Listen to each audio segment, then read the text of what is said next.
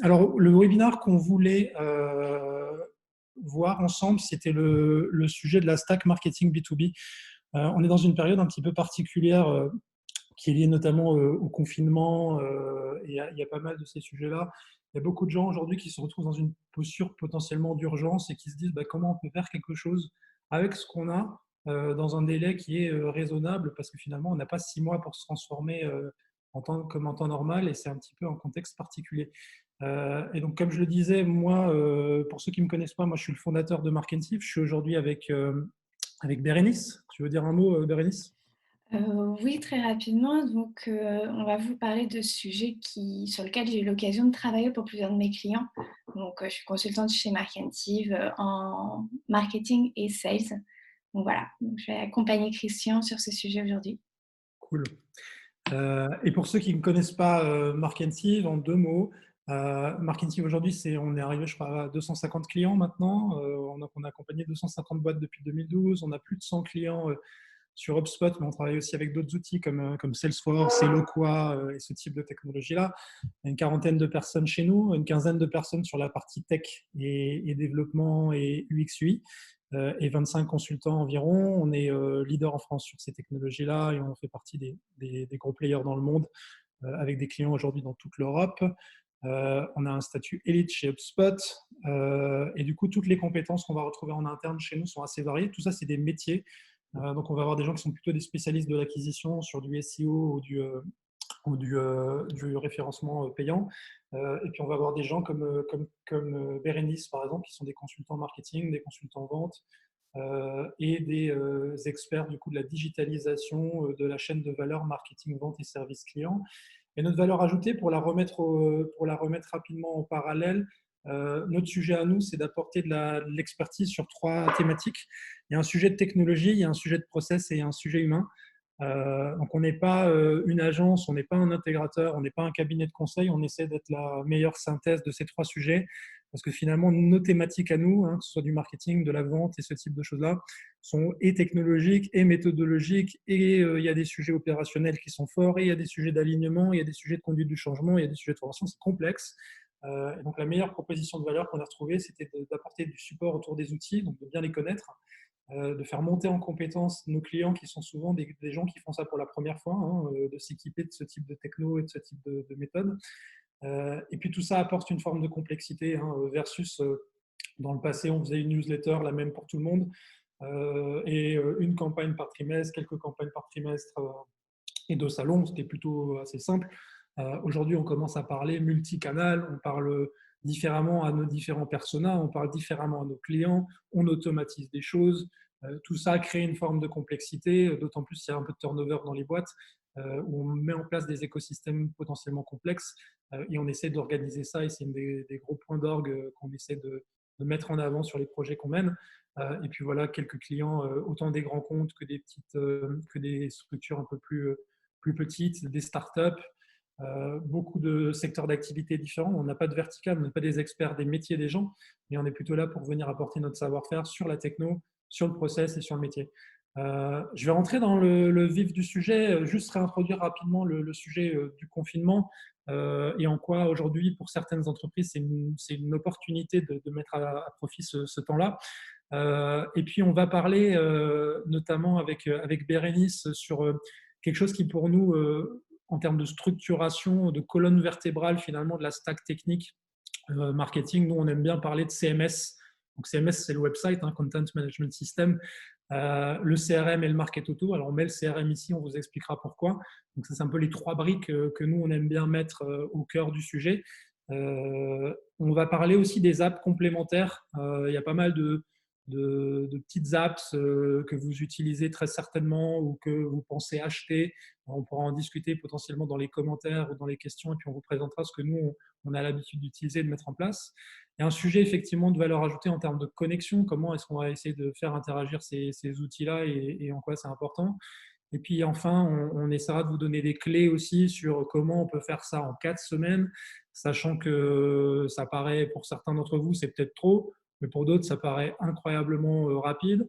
Donc l'idée, c'est de vous donner des grands thèmes. Après, est-ce que c'est du 4 semaines, est-ce que c'est du 6 semaines, est-ce que c'est pour certains d'entre vous, ça va être du 3 semaines. Il y a des grands thèmes, en fait, et il y a une certaine hiérarchie à respecter. Et l'idée, c'est de vous donner un axe de travail pour repenser votre stack, que vous ayez déjà quelque chose ou que finalement vous soyez plutôt dans une logique de création de tout ça. Alors le confinement, je fais ce webinaire toutes les semaines, donc j'ai quasiment chaque fois la même prise de position et le même traitement du sujet. Le confinement, alors pour certaines entreprises, c'est compliqué parce qu'on est complètement à l'arrêt et on gèle tous les budgets et on gèle tous les projets et finalement plus personne ne fait rien. Pour d'autres, ben, on est dans du chômage partiel en partie. Pour d'autres, l'activité continue mais est fortement impactée parce qu'on est obligé de vendre en remote, de marketer en remote. Et donc, il y a beaucoup de changements dans les habitudes. Mais finalement, si on n'est pas très, très, très, très impacté et qu'on a juste une modulation dans le mode de travail, ça fait quand même moins de meetings, ça fait moins d'événements, ça fait pas mal d'opportunités pour mettre ce temps à profit aussi et finalement se dire bon bah foutu pour foutu, j'ai 2 mois devant moi. Est-ce que c'est pas le moment de refaire mon site internet? Est-ce que c'est pas le moment peut-être de mettre en place un outil d'emailing? Est-ce que c'est pas le moment de cleaner notre donnée? Ça lève tout un tas de perspectives aussi d'exploiter ce temps-là. On a moins de banque passante qui est dédiée aux événements, dédiée au plan marketing un peu plus habituel. Puis, mine de rien, l'enjeu, c'est aussi de préparer la reprise. On a besoin de se projeter. Alors, il y a plusieurs choses. Généralement, le modèle des dirigeants actuels, c'est de préparer 3 scénarios. Alors, on a un scénario court qui est finalement juin, juillet, août. On a un scénario réaliste qui est plutôt octobre, novembre, décembre. Et puis, on a un scénario plutôt pessimiste qui serait mai, juin, juillet 2021. Et finalement, avec tous ces scénarios-là, de se dire comment on se met dans une position d'être prêt, d'être équipé, d'être staffé pourrait vraiment être au taquet au moment où ça reprend, parce que ça ne reprendra pas certainement non plus très très fort, donc pour être finalement performant et mettre toutes les chances de notre côté au moment de la reprise. Et puis aussi, on a un enjeu qui est que la vie doit continuer et qu'aujourd'hui, on a toujours besoin de générer des leads plus que jamais, on a besoin d'occuper nos commerciaux, on a besoin d'être visible, on a besoin d'être présent. Et tout ça, c'est aujourd'hui quelque chose qui mais on est dans un monde qui est devenu digital, ça fait longtemps qu'on le dit, maintenant c'est plus une vue de l'esprit. Donc finalement, on est un peu dans une digitalisation forcée et l'enjeu là, c'est de réagir vite pour le quotidien, donc continuer à générer du lead, continuer à être visible, continuer à être présent, et aussi pour préparer l'après, qui on l'espère sera le plus rapide possible. Donc le premier thème, c'est finalement de reparler de cette colonne vertébrale, CMS, CRM, Marketing Automation. Et je vais te laisser, Bérénice, du coup, prendre ce point. Tout à fait. Si on voulait vous parler de ces 3 blocs, c'est parce que pour nous, c'est vraiment la base, la fondation de votre stack marketing et de tous les outils que vous allez pouvoir agréger autour par la suite. Et vraiment, le site internet et votre présence en ligne, c'est le pilier de toute votre stratégie marketing. Ça va être évidemment votre présence en ligne, mais aussi grâce à un CMS performant, la possibilité de proposer des contenus en phase avec l'actualité. Donc, je pense qu'on l'a vu en ce moment, c'est important d'avoir la main, de pouvoir apporter des modifications très rapides sur vos différents éléments pour peut-être tenir au courant vos clients que vous êtes toujours là pour répondre à leurs besoins. Ça va aussi être la possibilité peut-être d'apporter des informations à vos prospects à travers votre blog, peut-être à travers des landing pages. Donc vraiment, cet outil et ce CMS, cette possibilité d'avoir la main, de personnaliser le contenu, ça va être primordial pour construire toute votre stack marketing par la suite. On va adosser à ça un outil de marketing automation qui, lui, va être vraiment le front du marketeur. Ça va être l'outil de tous les jours du marketeur. Il va non seulement vous aider à améliorer votre visibilité en ligne dans une logique de SEO, mais aussi il va vous permettre de créer des points de conversion pour vos prospects, pour vos clients, d'automatiser tout un tas de tâches en créant des campagnes marketing pour leur amener toutes les informations dont ils ont besoin à un moment M. Et ça va vous donner également la possibilité de mesurer et d'optimiser ces actions et ces campagnes pour itérer dessus, pour capitaliser sur ce qui fonctionne et donc avoir un marketing efficace et pertinent. Et c'est, voilà, encore une fois, le front du marketeur. Ça va être la brique que le marketeur va préférer et qui va être son quotidien. Ouais, moi j'aime bien. Enfin, c'est vrai que le site internet, autant tout le monde en a un. On a fait un webinaire la semaine dernière en disant, bah tiens, effectivement, mettez à profit la période du confinement pour refaire votre site.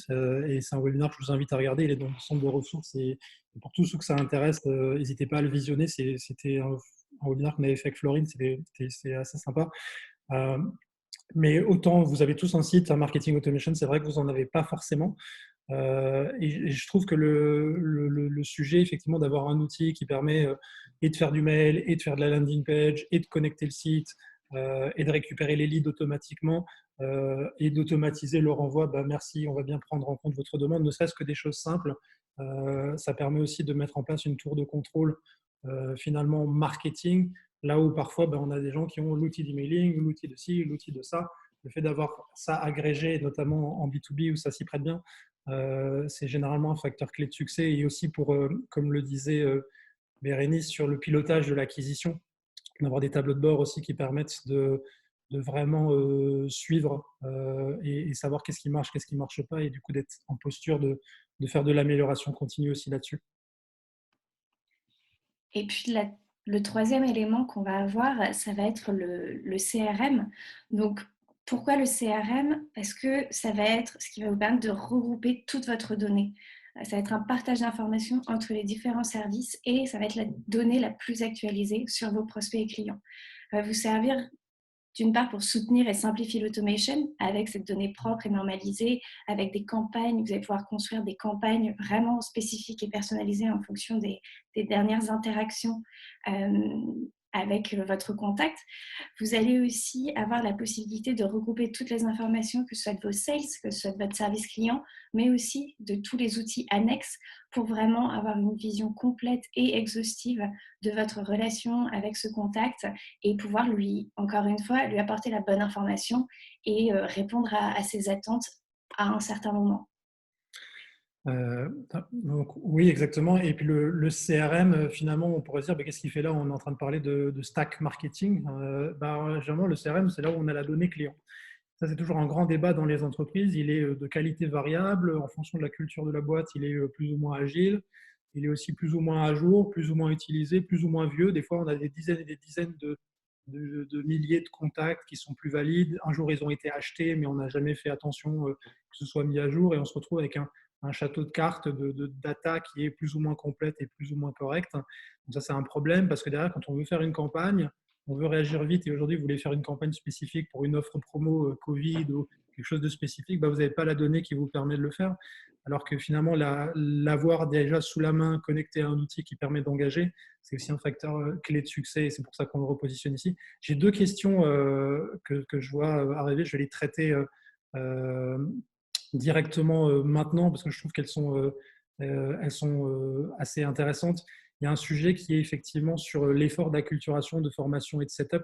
On en reparlera dans la dernière partie, mais quand on démarre effectivement from scratch, ça peut autant prendre 2 semaines comme ça peut prendre 2 mois. Ça va dépendre effectivement de qu'est-ce qu'on entend par là. Est-ce que c'est des choses simples? Est-ce que c'est des choses plus complexes? On pourra en rediscuter sur la fin de la presse.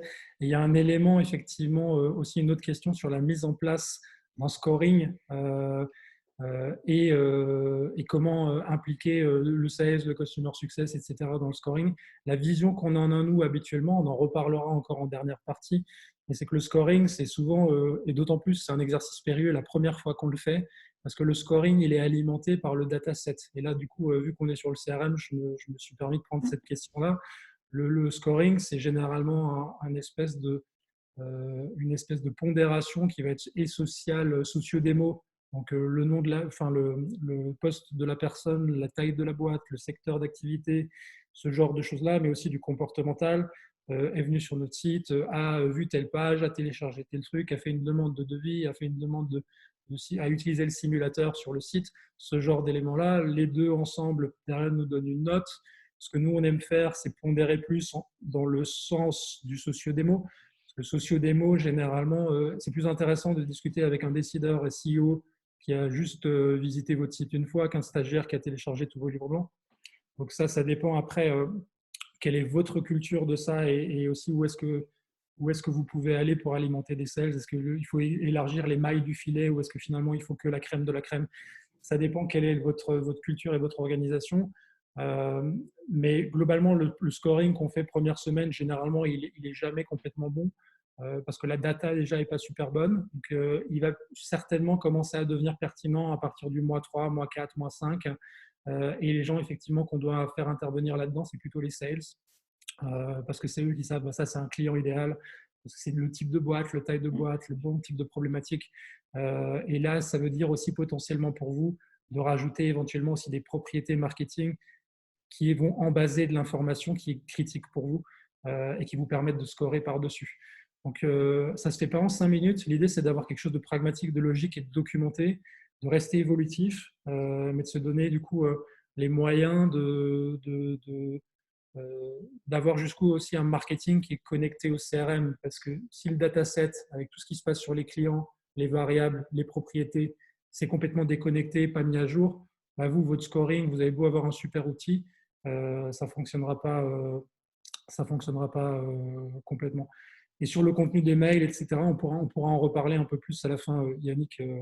Comme ça, on garde le track du webinar et on reviendra sur ce point-là.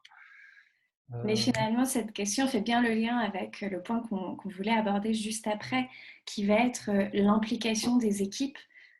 Donc, hop, je peux...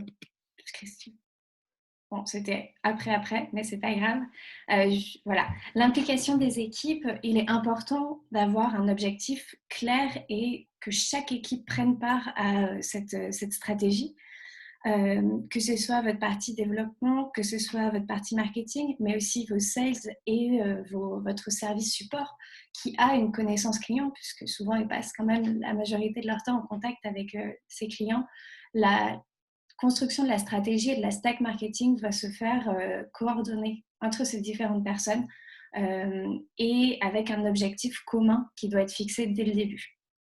Donc, je pense que ça fait lien avec la question qui est oui, effectivement, les sales, c'est intéressant et c'est important, je pense, de les inclure dans le process pour qu'ils donnent aussi leur feedback et qu'on prenne en compte les données qui leur semblent intéressantes pour le marketing et qu'on adapte le discours en fonction, eux, de leur avancée vis-à-vis du prospect. Okay. Et là, on avait encore une dernière slide qui était un peu un résumé de tout ça.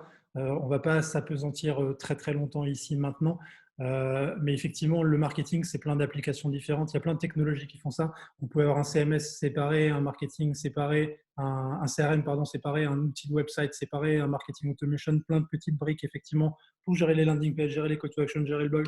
Il n'y a pas de souci, on peut connecter tous ces outils-là. Ce qui est important, et si on doit vous laisser avec un élément clé, c'est le fait d'avoir la donnée client qui est au centre et d'avoir un outil, un moment de database, n'importe quelle technologie qui soit centrale et autour duquel vous pouvez finalement mettre à jour cette donnée ou utiliser cette donnée pour prendre des décisions et pour engager des actions de marketing et sales. Et ça, c'est un peu le facteur clé de succès aujourd'hui de votre stack. C'est est-ce qu'à un moment, au centre, j'ai de la donnée client qui est centralisée? Parce que si j'ai effectivement un peu de données dans un outil d'emailing et j'ai un petit peu de données dans le back-end de mon site et j'ai un petit peu de données dans le CRM, et tout ça, c'est pas aligné, tout ça, c'est pas à jour. J'ai des nouveaux contacts qui arrivent dans le website dans une base tierce. Je fais des imports depuis mon salon, je les mets que dans l'outil d'emailing. Ceux qui cliquent, je les envoie par email en CSV aux commerciaux. Derrière, je ne sais absolument pas ce qui se passe. Finalement, quand on est dans cette logique-là de silo, où ce qui se passe du côté sales, c'est les sales, ce qui se passe du côté website, c'est le website, ce qui se passe du côté emailing, marketing, campagne, c'est encore à part. On a ce problème-là, d'où cette logique finalement tripartite, CMS, Market Auto et derrière CRM qui nous permet justement d'avoir une donnée qui à un moment est la plus à jour et pour engager et pour reporter. Donc ça, c'était un point qu'on voulait vraiment mettre en avant sur cette première partie. Et effectivement, après, c'est un grand sujet de savoir, OK, j'ai un site internet, OK, j'ai un marketing automation ou un outil de gestion de campagne et j'ai un CRM finalement où mes sales travaillent dessus. On n'a pas fini parce que derrière des applications, je crois qu'aujourd'hui, il y en a plus de 10 000. Alors, ils ont arrêté, je crois, de compter à 5 000. Aujourd'hui, ils pourraient appeler ça 10 000 ou 15 000. Il y a plein de petites apps qui font plein de choses, des apps de middleware, des apps d'e-commerce, des apps de tracking, de social, etc. C'est très, très compliqué. Et à un moment, on se rend compte, nous, pour naviguer dans cet écosystème maintenant depuis une dizaine d'années, c'est que la mode, elle change tout le temps, quoi. Le truc qui cartonne l'année prochaine, c'est has-been. C'est toujours très, très compliqué. Par contre, c'est vrai qu'on voit qu'il y a une certaine pérennité autour de cette colonne vertébrale, CMS, CRM, Market Auto. Et par contre, autour, c'est un peu les chaises musicales où finalement, on a le chat qui est en vogue, l'outil d'IP tracking qui est en vogue, et puis l'année prochaine, on voit tous nos clients qui veulent autre chose. Donc il y a effectivement quelque chose qui se passe autour de cette taxe, mais avec plein d'options aujourd'hui qui sont à profit. On se rend compte qu'aujourd'hui, en fonction aussi de la taille de l'entreprise, le nombre d'apps qui sont utilisées, il explose. Alors là, ce n'est pas que du marketing, il y a toutes les apps finalement qui sont considérés, mais le nombre de bouts de software, le bout de SaaS, le bout d'applications qui sont utilisées dans les entreprises, il est exponentiel. C'est vraiment quelque chose qui explose. Et finalement, on a ce gros problème de connectivité qui va directement être lié à ça. Alors à un moment, on se dit, par où commencer? Alors on se pose la question pour nous-mêmes, nos clients se posent la question. À un moment, ils veulent des recos, tiens, on veut faire du chat. Comment on fait? Et là, on a encore une fois 5-6 scénarios. Après, il y a des fonctionnalités qui sont différentes. Ça va prendre compte aussi de qu'est-ce qu'on peut connecter dans leur écosystème. Des fois, on va aussi leur dire, écoutez, le chat, c'est bien, mais vu où vous en êtes et vu le nombre de visites sur votre site, c'est peut-être pas la prio. C'est aussi de rechallenger à un moment des applications par rapport à ce que ça apporte et est-ce que c'est le bon moment pour eux d'y aller.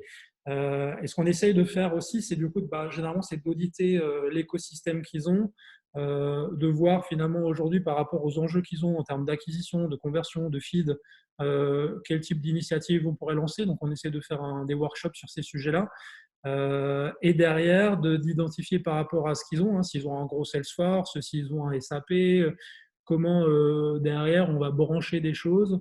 Et généralement, si c'est un truc qui vit dans son coin et qui n'est pas branchable, généralement, c'est pas un no-go total, mais en tout cas, c'est pas bon pour la suite. D'autant plus si c'est censé traiter de la data client. Donc, c'est vraiment quelque chose qu'on essaie de voir. Et puis, finalement aussi, d'identifier les overlaps, parce qu'on va avoir des outils qui, globalement, sont redondants.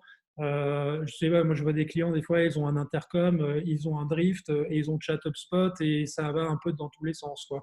Et ça, c'est aussi du coup un moment important de prendre des décisions sur où est-ce que je fais quoi. Et il n'y a pas de souci de se dire que j'ai un Salesforce CRM, un Market Auto HubSpot, un Zendesk service client, un intercom pour derrière le in-app. En soi, ce n'est pas une mauvaise réponse. Il faut juste être bien au clair sur les périmètres de chaque outil et qu'il n'y ait pas de logique aussi de fouillis et que ça ne fasse pas château de cartes avec de la donnée qui rentre de partout et des outils qui ne sont pas utilisés comme il faudrait. Ce que nous, on aime bien pousser, faire et dire, c'est d'aller dans le sens du standard. Les outils sont faits aussi pour être utilisés d'une certaine manière. Et à un moment, si on a un outil de service client qu'on utilise pour autre chose, à la fin des fins, au bout d'un moment, ce n'est pas fait pour ça, donc ça ne va pas bien marcher. Donc on essaie vraiment aussi de remettre de la logique dans ces sujets-là pour que la stack elle soit cohérente. Et la stack cohérente, ça ne veut pas dire la stack la plus lourde. Donc des fois, les gens ils se disent, j'ai un budget, je vais acheter plein de trucs. Et on a plein de bouts de techno et on se rend compte qu'ils sont logués une fois par mois maxi sur l'outil de je sais pas quoi. Donc, typiquement, ça ne le fait pas. Donc c'est important à un moment de peut-être partir de quelque chose de lean, plutôt léger, bien consolidé autour de ces trois briques et de venir ajouter de manière ponctuelle une app. Souvent, il y a des trials aussi qui permettent de l'essayer et de voir si derrière on a un résultat, si on a pertinence, si ça rentre bien dans l'écosystème et si on peut continuer dans ce sens. Et du coup, ce qu'on utilise, nous, très souvent, c'est ces outils-là. Sur de l'attraction, effectivement, on va essayer de plugger tous les outils d'ads aux outils de marketing automation, que ce soit du Marketo, que ce soit du Eloqua, que ce soit du HubSpot. On utilise aussi les apps, après, effectivement, un peu plus métier, mais sur la partie SEO.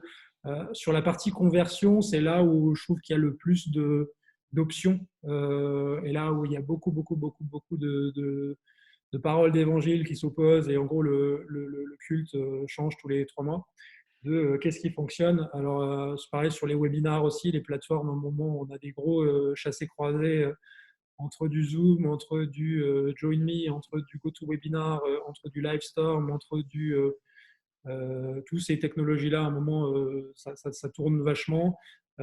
Pareil sur les outils d'IP tracking, on entend parler de Albacross, il y a GetQuanti, tous ces outils-là, à un moment, tout ça, ça bouge beaucoup. Pareil sur les formulaires, les typeforms, tous les outils aujourd'hui. J'ai pas l'impression qu'il y a un outil qui est the standard, mais tout ça, ça bouge beaucoup et avec des fonctionnalités un peu évoluantes qui derrière, bah, c'est un peu confusant. Donc, c'est bien d'avoir les idées claires. Effectivement, mon website, mon market auto, mon CRM, et de venir plugger des choses avec l'idée que bah, peut-être ces outils-là vont pas avoir la même pérennité qu'aurait par exemple un CRM ou un website. Euh, Pareil sur l'engagement et pareil sur le closing, il y a plein d'applications sales. Alors on parle ici d'applications sales, on les intègre au marketing. C'est souvent le marketing qui s'occupe d'équiper les sales.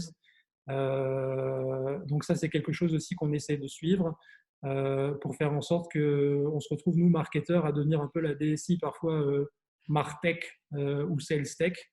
À devoir apporter des outils. Et tiens, on s'occupe des projets Sales Navigator. Enfin, il y a des choses bizarres qui se passent des fois dans les boîtes.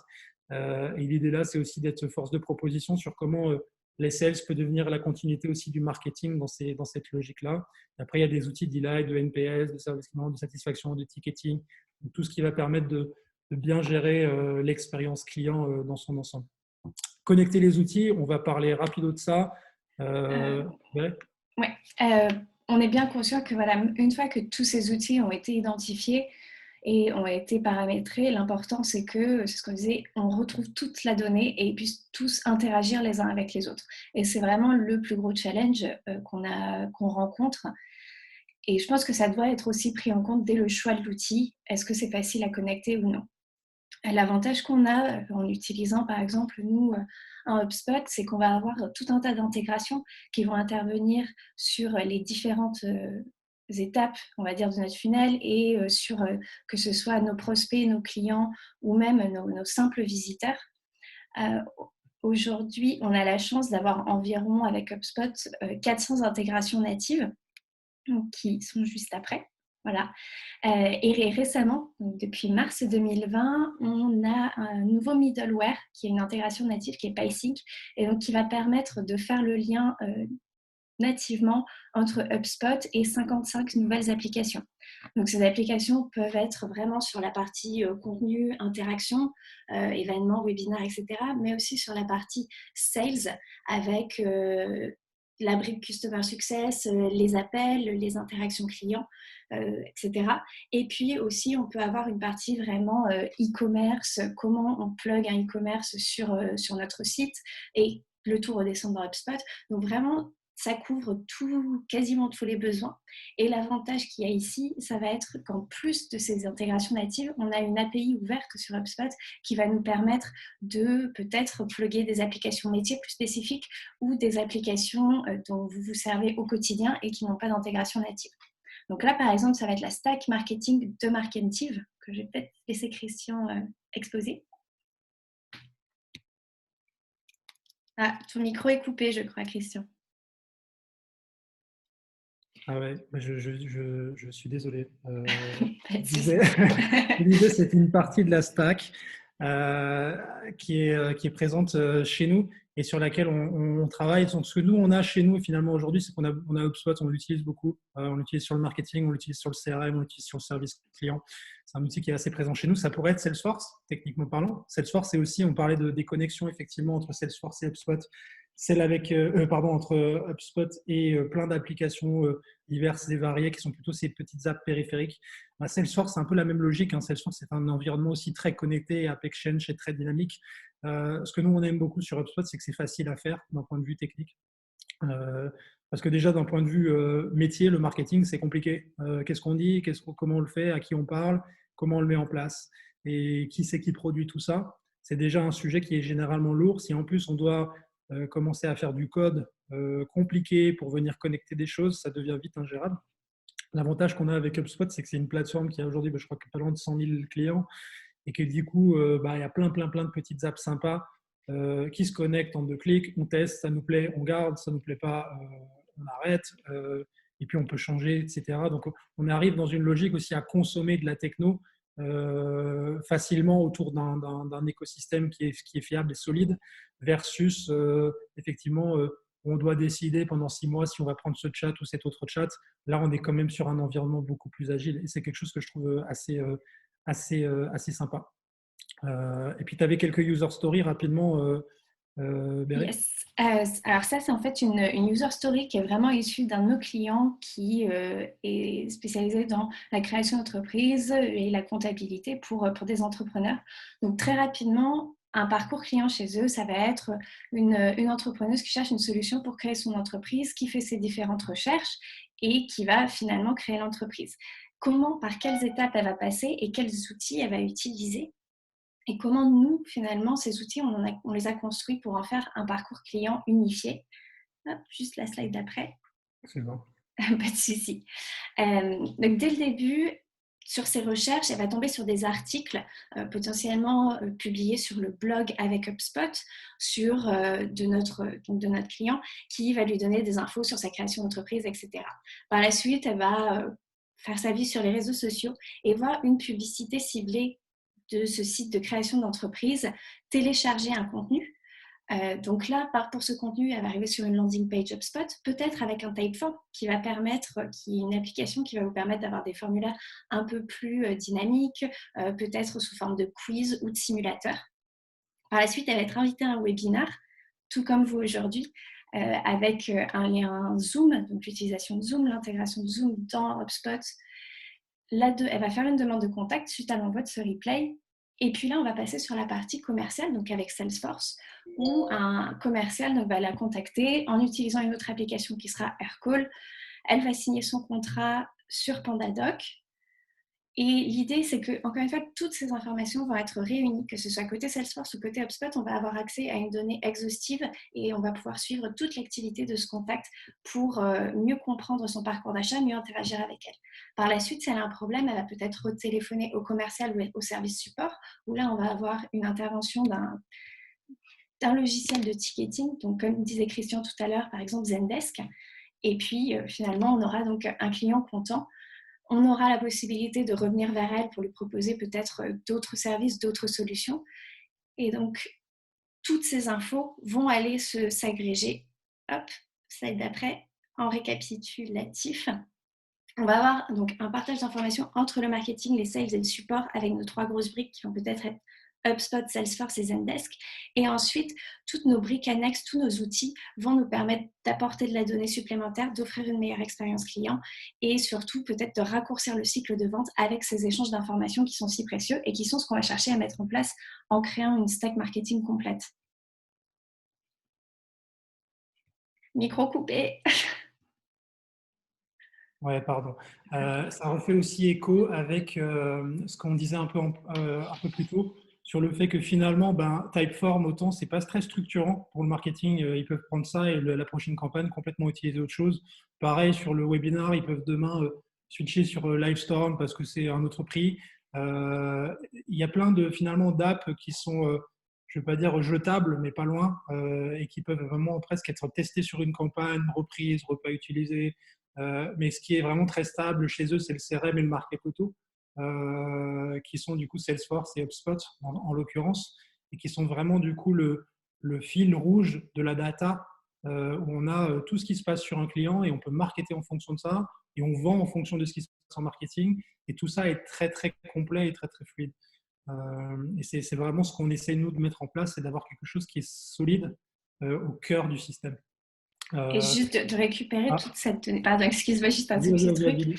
De récupérer toute cette donnée, on va aussi pouvoir mieux comprendre quel est notre cycle de vente et comment l'optimiser en ayant des reportings spécifiques avec ces données venant de plusieurs applications, venant du temps entre le premier touchpoint avec ce client et la conversion, etc. Donc, on va pouvoir aussi voir les frictions et les optimiser grâce à l'agrégation de ces données-là. Et puis le dernier point qu'on voulait avoir, c'était vous donner un peu plus d'éléments de mise en place, des conseils de planning, les points, les roadblocks, les points d'attention, les choses qui sont importantes à prendre en compte. Et du coup, les facteurs clés de succès pour délivrer ça en 4 semaines. Alors, il y a des choses qui vont être évidentes. C'est effectivement, il faut avoir des objectifs clairs. Il faut que vous soyez dispo. En ce moment, ça devrait aller. D'abord, le soutien de la direction. Alors ça, c'est un point qui est important. Ce n'est pas toujours le cas. C'est qu'à un moment, si vous voulez construire cette vision d'avoir une donnée client au centre, être capable d'interagir au contact de manière très précise avec les sales, de piloter l'acquisition, de faire des campagnes très personnalisées, avec une logique de segmentation qui est forte et qui aboutit. Demain, vous avez besoin d'un outil. Typiquement, vous avez besoin à un moment que ce soit un projet d'entreprise aussi. Ce n'est pas qu'un projet marketing dans mon coin. Et au lieu de faire le salon XY pour 20K euros, je vais faire du market auto pour 20K euros. Ça, c'est effectivement une solution à court terme qui peut fonctionner.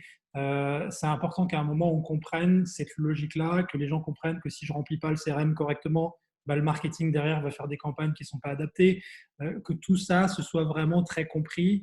C'est quelque chose qui est important, ce n'est pas toujours le cas. J'insiste sur ce point-là, cette notion de finalement d'avoir un sponsor au niveau de la direction. Se faire accompagner, donc forcément, en voie d'accompagnement, on ne veut pas dire qu'il ne faut pas se faire accompagner, mais il y a différentes modalités aussi d'accompagnement. Il y a des gens qui sont aujourd'hui dans des maturités qui sont variables. Il y a des gens qui sont très bons sur la stratégie, pas très bons dans la traduction technique. Il y a des gens qui sont très bons dans la traduction technique, qui ont besoin de support sur la stratégie. Il y a des gens qui ont de la bande passante et qui peuvent faire, mais qui ont besoin d'être un peu coachés. Il y a différents types de chemins pour arriver. C'est pas mal d'avoir un support extérieur là-dessus. Et nous, on se rend compte qu'effectivement, autant des users expérimentés à un moment sont intéressés pour avoir du framework, un petit support API, de la formation, pas de la formation sur clic là pour faire un email, mais de la formation qui est plutôt voilà comment tu vas faire du nurturing dans ta situation. Parce que c'est pas si facile. Et le sujet, il est souvent pas technique. On se rend compte que c'est des apps qui sont faciles à utiliser, modulo l'API à la marge, mais il est plutôt méthodologique sur comment on y arrive. Et ce qu'on insiste, nous, beaucoup sur les 4 semaines de projet, parce que l'idée là, c'est aussi de faire des choses qui sont condensées en termes de temps. On n'a pas 12 semaines là en ce moment quand on est une entreprise de taille intermédiaire ou une start-up pour déployer ces projets-là. Donc, qu'est-ce qu'on fait en 4 semaines? Il y a un premier thème quand même, et généralement c'est la semaine 1, c'est être au clair sur sa stratégie. C'est déjà finalement, avant d'avoir toute la tuyauterie et les canons et les fusils, c'est de savoir qu'est-ce qu'on veut faire et à qui on veut parler.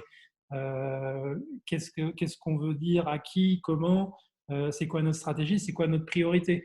Est-ce que c'est un secteur d'activité? Est-ce que c'est un persona? Est-ce que c'est un niveau de maturité? Est-ce qu'on a de la matière? Est-ce que notre offre, elle est marketable? Finalement, si on n'a pas tout ça, ça ne sert à rien d'avoir un moment une super segmentation, un super marketing automation et des super outils, parce que finalement, on va avoir des tuyaux qui seront vides. Donc, on a vraiment besoin d'avoir une stratégie marketing claire. Et autant ça a toujours été un prérequis, ça l'est d'autant plus en marketing automation, parce que le marketing automation est un sujet de précision. C'est-à-dire à un moment, le mail, soit il part pas, soit c'est un mail pour DSI, soit c'est un mail pour DG. Donc, on a à un moment besoin d'adaptation. Et si notre stratégie elle est bancale, ça ne va pas aller, quoi. Alors qu'avant, si on faisait une newsletter générale du mois qui est un peu tiède et qui parle à tout le monde, on ne peut pas faire trop d'erreurs. Là, en market auto, si on a une stratégie pas claire, ça va être le carnage. Donc, on a vraiment besoin d'être bon là-dessus, d'avoir des objectifs clairs, de comprendre aussi nos clients, comment ils évoluent dans le cycle de vente, d'avoir du contenu, d'avoir une idée claire sur la stack de toutes les applications qu'on va avoir besoin. Donc, vraiment d'être et là, c'est principalement un sujet métier, hein, tout ça, on ne parle même pas encore trop d'outils, mais de savoir qu'est-ce qu'on veut faire avec tout ça. Et donc, il y a des outils, il y a des méthodos, il y a des thèmes qu'on travaille avec nos clients là-dessus. Et c'est peut-être juste avant, dans semaine 1, qu'on va avoir besoin aussi de l'intervention des équipes sales, peut-être des équipes support, pour qu'ils aussi donnent leurs insights et nous apportent de l'information plus précise sur les clients et sur ce qu'ils attendent. Et ça peut être bien de le prendre en compte en amont pour adapter sa stratégie marketing et avoir un plan de marketing automation plus clair et en phase avec ce que veulent nos clients. Et puis, finalement, quand on a les idées claires sur notre écosystème technique actuel et ce qu'on a envie de réaliser, il y a deux déclinaisons à ça. Il y a une déclinaison qui est plutôt technique, qui est le cahier des charges. C'est un moment de faire des specs qui sont précises. Ça ne se fait pas à l'arrache, en fait, hein, ce genre de choses-là.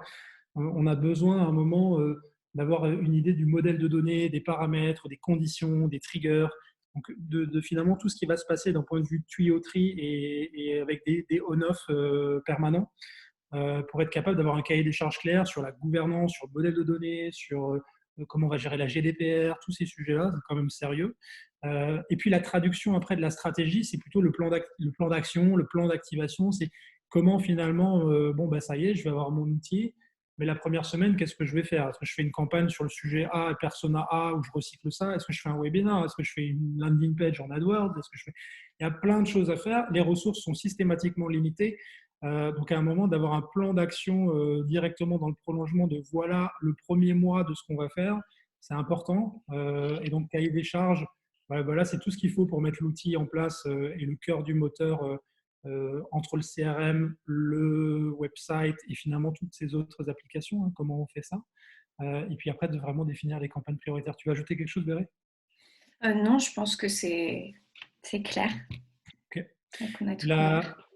Et la semaine, du coup, 3, bah, c'est finalement là, on passe déjà plus dans le sujet technique, qui globalement, ça dépend des outils. Hein. Si on est dans du SAP, du Oracle, de HubSpot, c'est pas tout à fait la même ambiance, mais globalement, c'est des choses qui vont vite. Implémenter un mode, paramétrer un modèle de données, ça va assez vite. L'import de la data, ça dépend beaucoup des clients.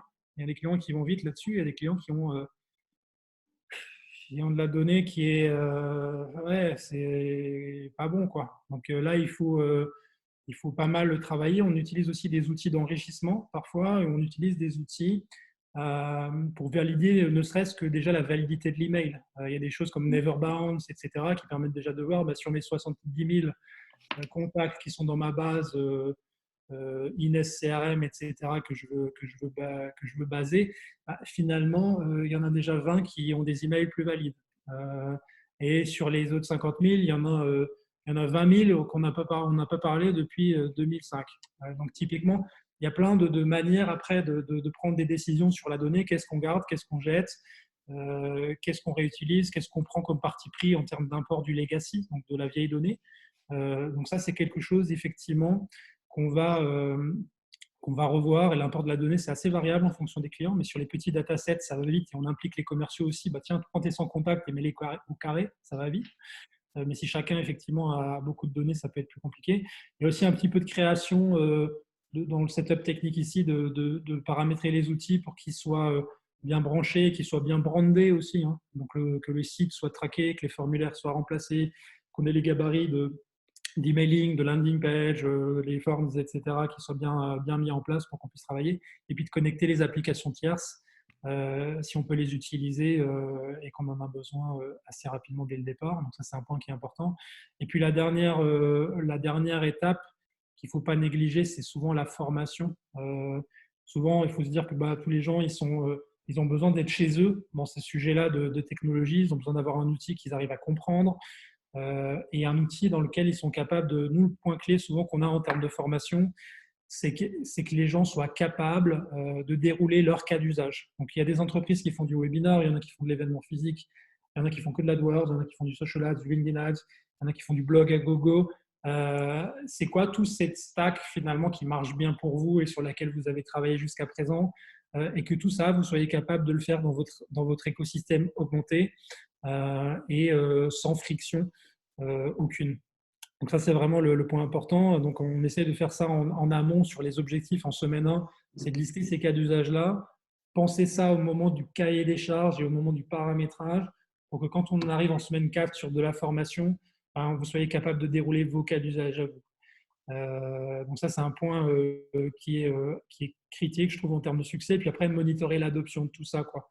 Et l'adoption, ça peut être les sales qui remplissent bien la donnée, ça peut être le marketeur qui va respecter les conventions de nomenclature dans les outils, qui va bien nommer ses assets, qui va être au rendez-vous en fait finalement sur tous les sujets qui sont les siens dans cet écosystème-là. Et je crois qu'on arrive du coup au bout. Juste sur la formation, c'est vrai que nous, on aime bien aussi, même si c'est une formation technique, donner un petit peu plus de contexte sur l'esprit et la stratégie aux personnes qu'on forme pour vraiment faciliter l'adoption, qu'elles se retrouvent dans ce qu'on leur propose et qu'elles comprennent quel est l'intérêt pour elles au quotidien de l'utilisation de cet outil. Et généralement, ça permet d'avoir des bons résultats en termes d'adoption et d'avoir des équipes satisfaite et efficace. Ok. Alors, je ne sais pas s'il y en a certains d'entre vous qui ont des questions. On peut reprendre celle de Yannick. Je ne sais pas s'il est encore là. La question de Yannick, ouais, t'es là. La question sur le temps, en fait, le temps pour écrire le contenu des emails et les mettre à jour, ça c'est hyper variable. C'est des choses qui peuvent être faites parfois en une journée. Quand on a des gens qui ont déjà une culture marketing, quand ils ont déjà du blog, quand ils ont déjà des livres blancs, et quand ils ont dans la boîte soit un sales, soit un marketeur ou un fondateur, c'est parfois eux qui font ça dans les petites boîtes, d'avoir quelques emails de manière euh, très très light. Et c'est plutôt des emails qui vont presque être des emails sales en termes de nurturing. On ne va pas avoir un gros email énorme avec le lien vers 3 articles de blog et le lien vers 3 livres blancs qui parlent de ça. Ça, c'est hyper lourd. Et aujourd'hui, on est quand même dans une logique de contenu qui est un peu plus incisive et un peu plus agressive et plus légère, plus digeste. C'est un peu plus de la vidéo, c'est un peu plus des cas clients. Cas clients, parfois, c'est vachement sympa à pousser en nurturing. Donc, et de ne pas partir, la recommandation qu'on a aussi, c'est de ne pas partir en 360 non plus, à faire des contenus pour tous les personas, pour tous les niveaux de maturité, pour toutes les langues, pour toutes les industries, pour toutes les tailles de boîtes.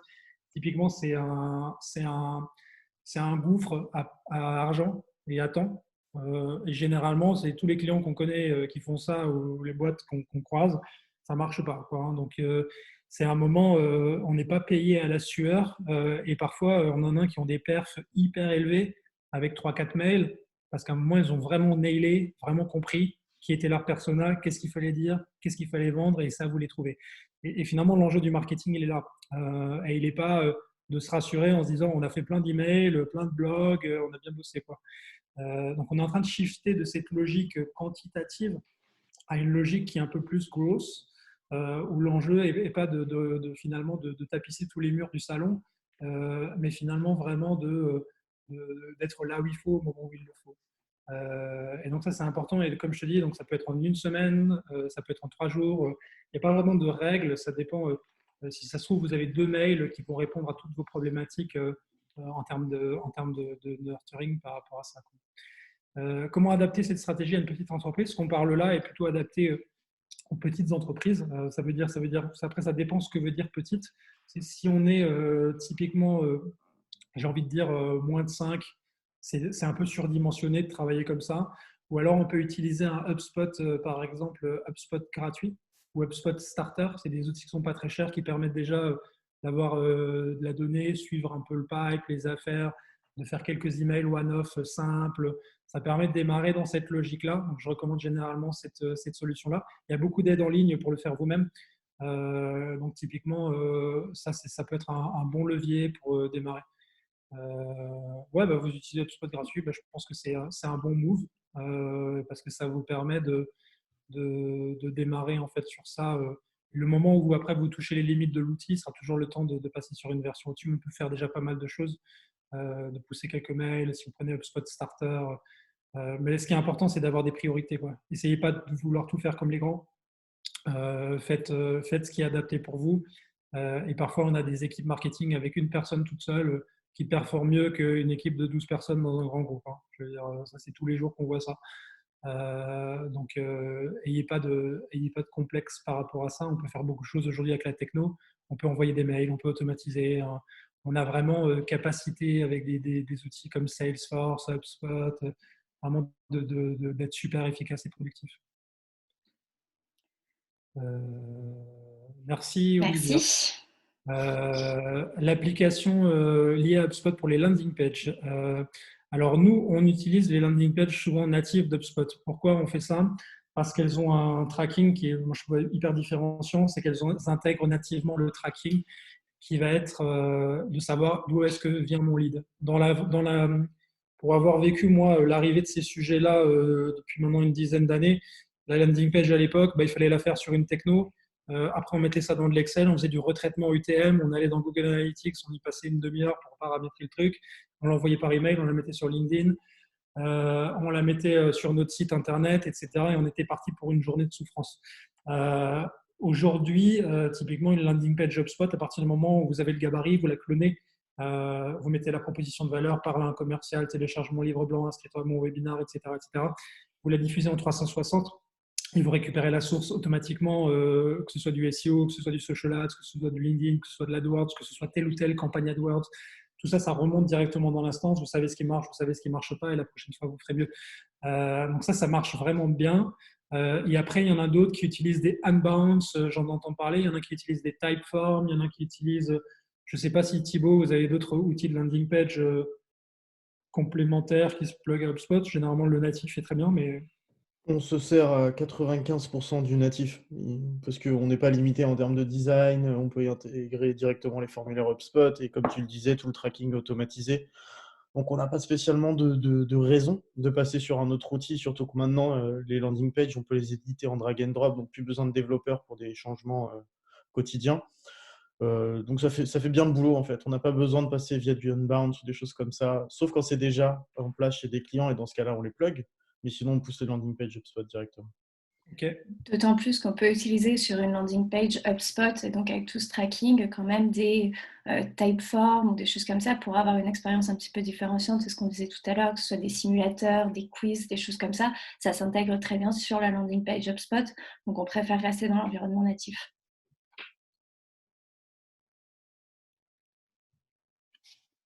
On a d'autres questions, Thibaut? Non, on a tout couvert. Cool. Je pense que Ok. j'ai pas d'autres questions. D'accord. Écoutez, on arrête là. Merci d'être venu. Merci beaucoup. C'était sympa. On se revoit la semaine prochaine. Normalement, vendredi, on va reparler d'un sujet. N'hésitez pas on va vous envoyer de toute façon le replay, on va vous envoyer les slides pour ceux que ça intéresse et qui ont besoin et qui ont envie de potasser tout ça. Vendredi prochain, on repart sur un nouveau thème qu'on est en train de valider.